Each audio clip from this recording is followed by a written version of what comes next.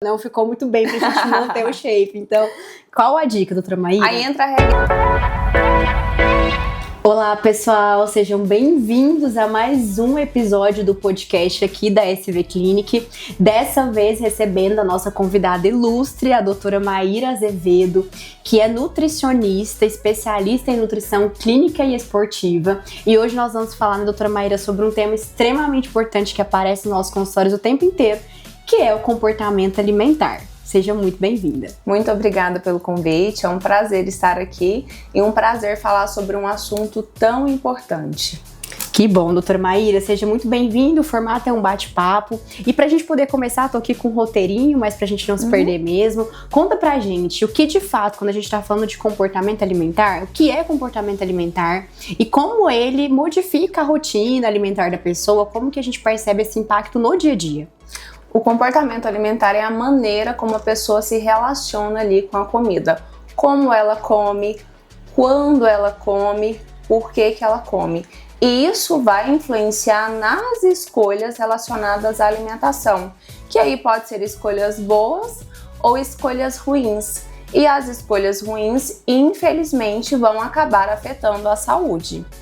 Doutora Maíra, e quando a gente tá falando assim de saúde na alimentação e até sobre escolhas boas, escolhas ruins, tem algum tipo de regra que você visualiza do que seria funcional numa alimentação, o que não seria? Porque a gente vê que tem muito terrorismo nutricional, né? Acho que essa é a palavra, mas também acho que existe uma linha tênue, né? Entre o que seria um terrorismo nutricional e o que seria de fato uma alimentação saudável, porque também não dá pra gente abrir demais, principalmente nas nossas rotinas tão corridas. Eu vejo muitos pacientes que têm dificuldade com alimentação ou compulsão alimentar ou algum tipo de transtorno alimentar, que a rotina ela influencia muito. Então, o que seria pra gente, assim, um padrão mais saudável, sem muitas regras, mas também sem flexibilizar tanto? Eu acredito muito na questão do equilíbrio, de ter uma alimentação equilibrada.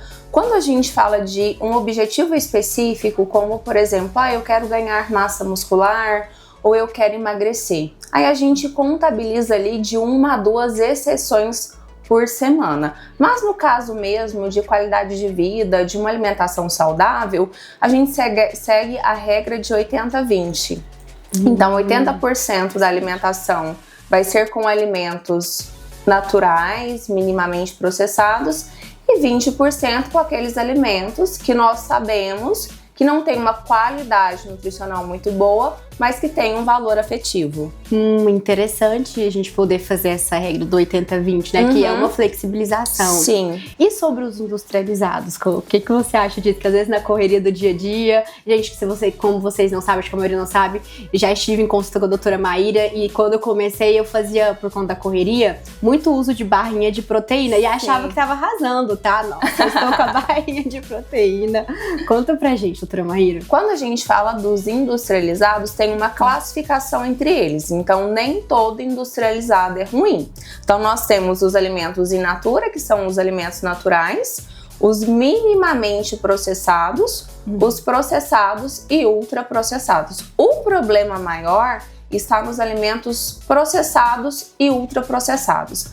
A barrinha de proteína, a depender de como é a lista de ingredientes, vai ficar ali entre um processado e um ultraprocessado, apesar de ser um produto proteico, apesar de ser vendido como algo fit. Lembrando que fit não é sinônimo de saudável, mas dentro de uma rotina muito corrida, a gente consegue sim encaixar esses alimentos, escolhendo aqueles que têm uma lista de ingredientes mais limpa, por exemplo.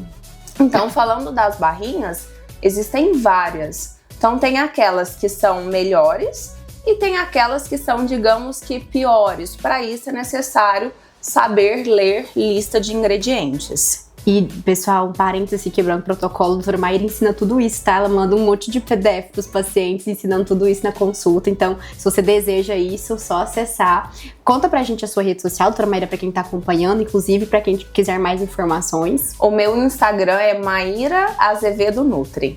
Doutora Maíra, e aí pensando nisso, assim, né? Hoje você atende mais pacientes que vêm a você por conta de um processo de hipertrofia ou é mais pelo emagrecimento? A gente teve uma onda gigante agora com o uso das canetas emagrecedoras. Sim. Conta pra gente mais sobre como tem sido a sua atuação, o dia a dia, do que mais chega. E também a segunda pergunta seria com relação a quais os principais erros que as pessoas cometem quando elas tentam emagrecer, inclusive agora que a gente tem um acesso mais facilitado a esses recursos, mas que chega também uma consequência depois, né? Com certeza. O meu público-alvo é emagrecimento e maioria mulheres. Só que quando a gente fala de emagrecimento, nós temos que ter um cuidado com a questão da massa magra. Então não é só emagrecer, é emagrecer preservando a massa muscular. E dentro de um processo de emagrecimento para não gerar flacidez, porque entra a questão de emagrecimento por saúde, mas depois também vem o emagrecimento por estética. A gente precisa se preocupar com a massa magra, senão vai emagrecer e vai derreter e não vai ficar com um corpo legal. Não fica estético. Então, emagrecimento e hipertrofia, ganho de massa magra, são duas coisas que vão andar juntas. E ao fazer o uso de um medicamento sem acompanhamento nutricional, a pessoa não vai ter o cuidado necessário com o consumo de proteínas, de vitaminas e minerais. Então, sim, ela vai emagrecer ali na balança. Só que perder peso é diferente de perder gordura. Se você perdeu lá 5 quilos na balança, isso não significa que você perdeu 5 quilos de gordura. Pode ser que você tenha perdido 1 quilo de gordura e 4 quilos de massa magra. E aí vai acabar gerando o quê? Flacidez. E aí, esteticamente falando, não fica legal. E pensando em saúde a longo prazo, essa perda de massa muscular também vai acabar afetando a saúde. E aí, quando a gente pensa em comportamento alimentar, imagino que isso potencialize o ciclo que a gente vivencia, né? De culpa, de compulsão, que pode ser um fator desencadeante dos transtornos alimentares. Com certeza. Para ter um emagrecimento definitivo, no sentido de cheguei no corpo que eu tanto sonhava e agora eu vou manter esse corpo ao longo da minha vida, é necessário mudar o comportamento, ou seja, mudar a maneira como você se relaciona com a comida. O medicamento, ele não tem o poder de fazer isso. Ele vai auxiliar, porque vai diminuir a fome, vai dar mais saciedade, e enquanto isso você vai trabalhando essa questão da mudança de comportamento. Isso é um ponto que aqui no consultório chega demais, porque a gente está cada vez mais no movimento imediatista, querendo resultados que são mais rápidos, e muitos dos pacientes, eles têm questões emocionais associadas ao comportamento alimentar, até porque a alimentação, pessoal, a nível de neurociência e nível biológico, é um dos principais prazeres que a gente tem na nossa vida. Então, um bebê, quando ele nasce, a primeira coisa ali que ele tem de prazer com a mãe, inclusive no próprio relacionamento, é a alimentação, o processo de amamentar. Então, isso vai condicionando a gente a recorrer à comida como estratégia de regulação emocional, de compensação em muitos momentos. Então, isso são fatores desencadeantes. Então, existem pacientes, por exemplo, num quadro de ansiedade, tem aquele que não vai comer nada, mas tem aquele que vai para uma compulsão expressiva, pacientes depressivos. E você vê, doutora Maíra, que existe esse impacto muito grande, assim, quando você recebe seus pacientes, montou a dieta certinha, você tá fazendo acompanhamento, mas que existem esses fatores desencadeantes que já não envolvem somente a parte da alimentação? Com certeza e infelizmente, porque se a pessoa está ali com algum problema na área psicológica, ela não vai conseguir colocar em prática 100% da alimentação prescrita. E aí é necessário o trabalho multidisciplinar do nutricionista com o psicólogo e a própria pessoa aceitar ajuda, porque tem muitos pacientes que eu percebo que não estão legais e eu falo, olha, você precisa passar por uma psicóloga para a gente poder ter sucesso no tratamento. E a pessoa tem resistência, porque acha que, porque ainda tem aquele mito de psicólogo é coisa de doido, igual psiquiatra, ainda tem esse mito. Mas se você tem problema com ansiedade, impulsividade, compulsão, vai ser necessário sim fazer esse trabalho em conjunto. O psicólogo vai cuidar da parte emocional e o nutricionista vai entrar cuidando da parte da alimentação, porque se a mente não estiver legal, a gente não consegue cuidar do corpo. Nossa, extremamente importante, interessante você trazer isso. E aí, pessoal, aqui na SV Clínica a gente tem essa base, inclusive, de trazer o tratamento de forma integrada. E aí, doutora Maíra, eu tô aqui com um relato de uma paciente minha, pra você poder nos ajudar, né? Vamos ver se você consegue nos ajudar. Eu estou presa em um ciclo de dieta restritiva, culpa por não conseguir manter a dieta e em seguida tenho episódios de compulsão. Por onde que eu devo começar? Acredito que é um ponto de muitos pacientes esse ciclo, né? Sim, o primeiro passo é parar com a dieta restritiva. Porque se ela já identificou que todas as vezes que ela restringe, ela tem o comportamento ali compulsivo, não adianta restringir. Então, o que fazer? Trabalhar a reeducação alimentar. Quais são os alimentos gatilho? Eu percebo que quando eu restringo o doce, por 2 dias, no terceiro dia eu quero comer todo o doce do mundo. Então, não vamos restringir o doce. Vamos adicionar esse doce na sua alimentação de forma estratégica. O que seria adicionar esse doce de forma estratégica? Escolher o horário que você sente mais vontade e colocar esse doce como sobremesa. Se você come doce com o estômago vazio, você vai comer em excesso. Primeiro, porque você está com fome.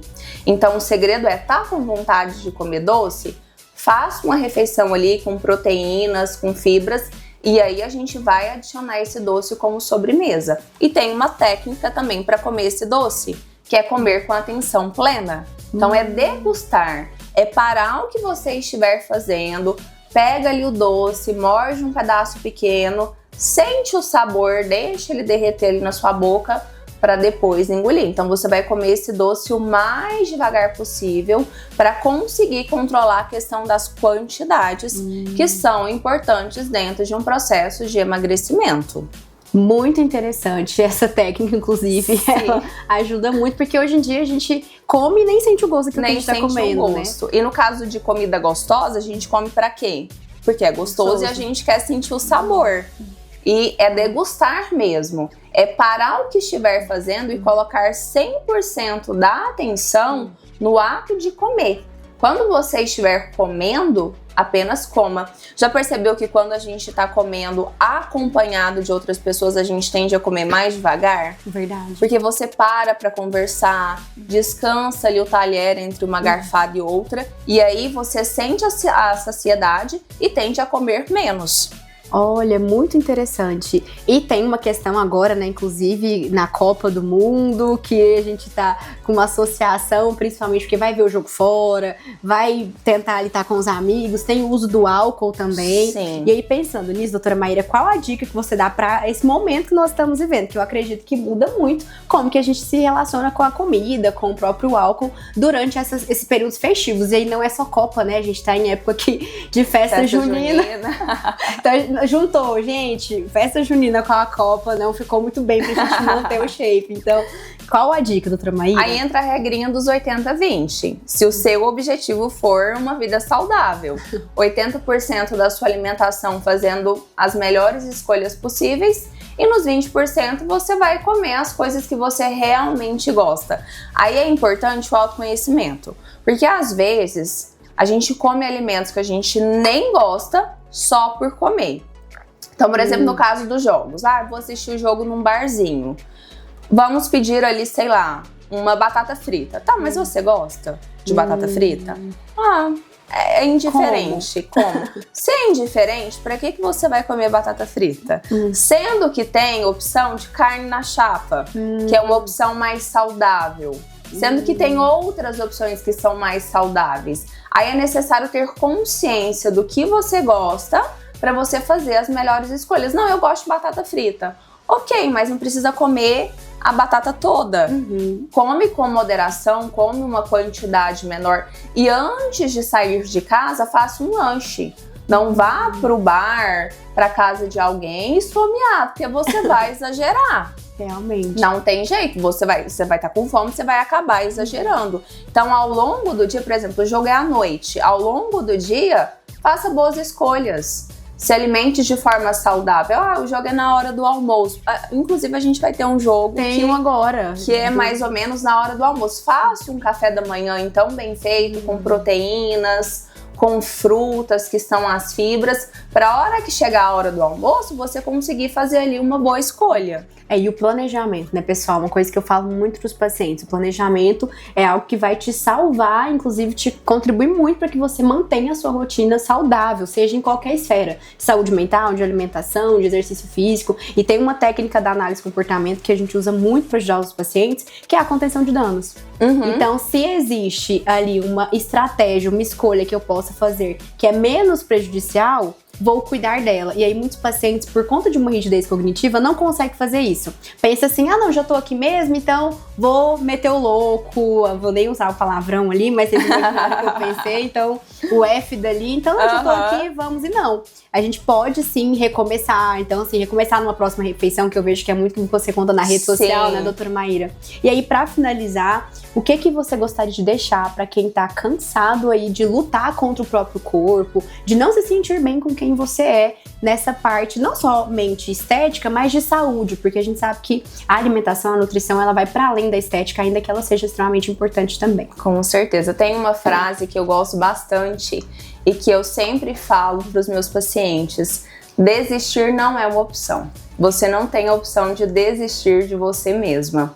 Então, primeiro, procure ajuda. Se você já percebeu que você não consegue se alimentar de forma saudável sozinha, procure a ajuda de um nutricionista para ele direcionar a sua alimentação, para você saber o que você deve comer, quais são as quantidades, quais são os melhores horários, como proceder em casos de refeições livres. Então você precisa de ajuda. Se você perceber que, além do âmbito da alimentação, você também está com dificuldade em questões relacionadas à ansiedade, comportamento impulsivo, procure a ajuda também de um profissional psicólogo. Se você percebeu que sozinha você não consegue, procure ajuda. E sim, através de uma boa alimentação, de equilíbrio, você consegue aliar tanto a questão social quanto a questão estética. Mas para isso você precisa começar. Você já perdeu tempo demais. Muito obrigada, doutora Maíra. Tenho certeza que o pessoal que está nos assistindo tem realmente tido boas reflexões. Se fez sentido para você esse episódio, manda para alguém que também precisa entender um pouquinho mais, estabelecer uma relação mais saudável com a alimentação. Obrigada por fazer parte do nosso time, pelo convite. Esperamos receber você muito mais vezes aqui. Muito obrigada. Obrigada.